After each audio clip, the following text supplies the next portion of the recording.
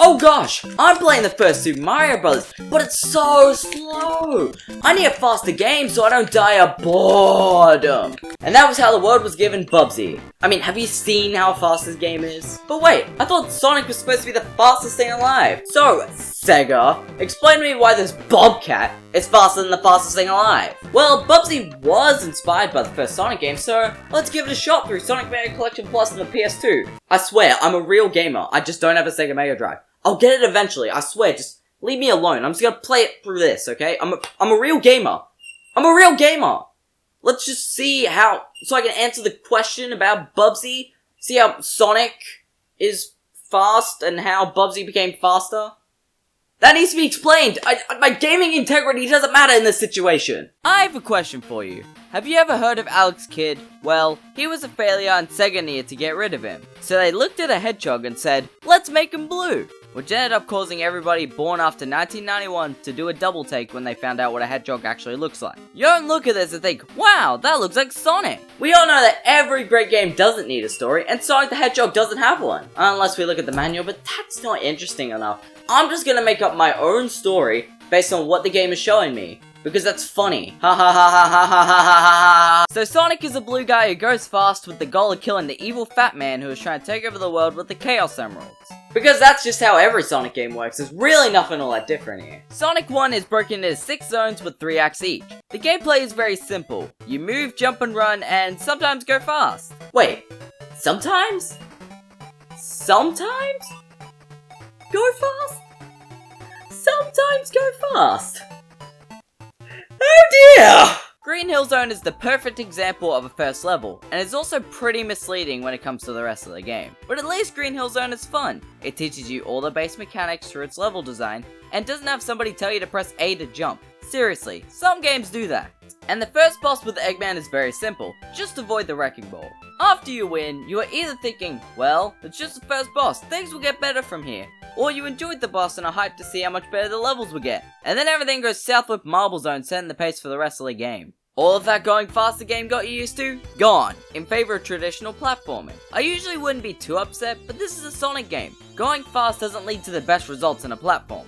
Sonic reaches high speed very quickly, and it's hard to control exactly where he will land after jumping. And there's also some waiting while nothing happens. But you can't just have most of the levels be designed around going super slow if your mascot is supposed to be the super fast guy. Hey! Oh hey, it's the real Sonic the Hedgehog, and what's up with your eyes? Shut up, I was partying, which I know you never do, you loser. Because you're afraid of talking to women. Shut up, I didn't say you could talk, you insensitive prick. Huh?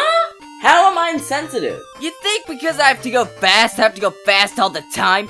Cartoon hedgehogs get tired too, you know! Oh my, Sonic, I'm sorry, I didn't even think of that. Like, how could I be so always gone?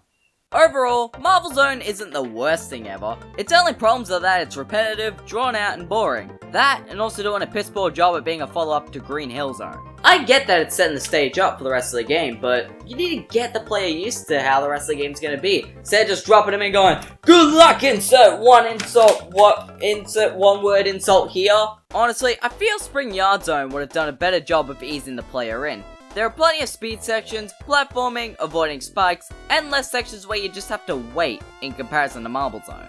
Spring Yard Zone is good, there's really nothing else for me to say besides that Labyrinth Zone is a nightmare. Well, to be more accurate, Labyrinth Zone Acts 2 and 3 are nightmares. I honestly had no problem with the first act. It's just a slower version of Marble Zone. And I honestly thought that everyone was overreacting, but once you get into Act 2, everyone's complaints start to make complete sense.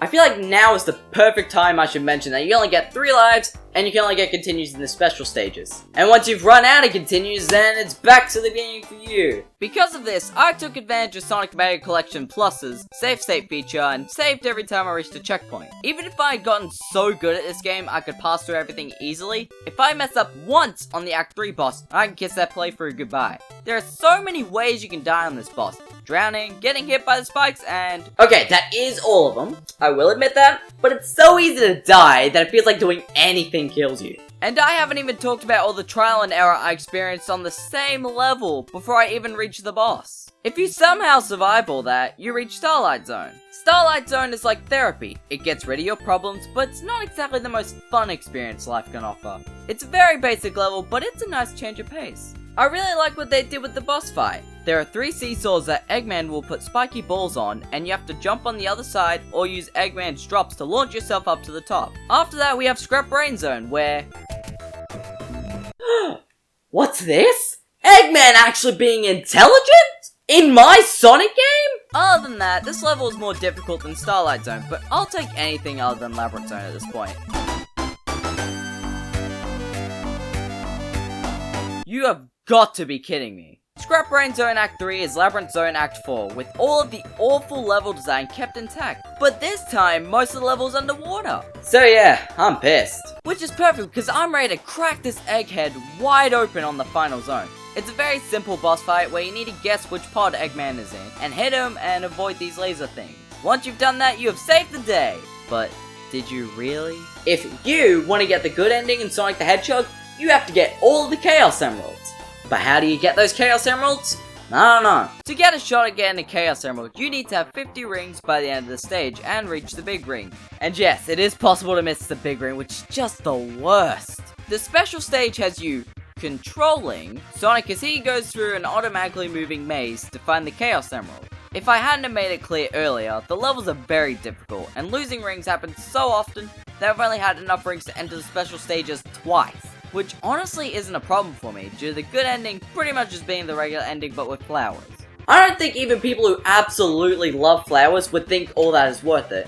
In fact, what absolutely die-hard flower lover would be playing Sonic the Hedgehog 1? Wouldn't they just be outside smelling flowers? Overall, Sonic 1 is your standard platformer for the time, with some areas allowing you to go fast, but due to this game being promoted as going fast the video game, naturally the player's gonna go fast, which isn't a problem when the level allows for it. And if it doesn't, well, say goodbye to having a large amount of rings. This game suffers from being the first in the franchise, where the developers are trying different things to see what works and what doesn't. And what I've played of Sonic 2 solves most of my issues with the first game. I'm honestly very conflicted with how I feel about Sonic 1. It's not a good game, but it's not a bad game either. For the time, the game was mind-blowing, and to be fair, it did exactly what Sega wanted it to do. Sell millions of Sega Mega Drives, and make Sonic a household name. And now, ladies and gentlemen, it's finally time to figure out why Bubsy is faster than Sonic. Drumroll, please!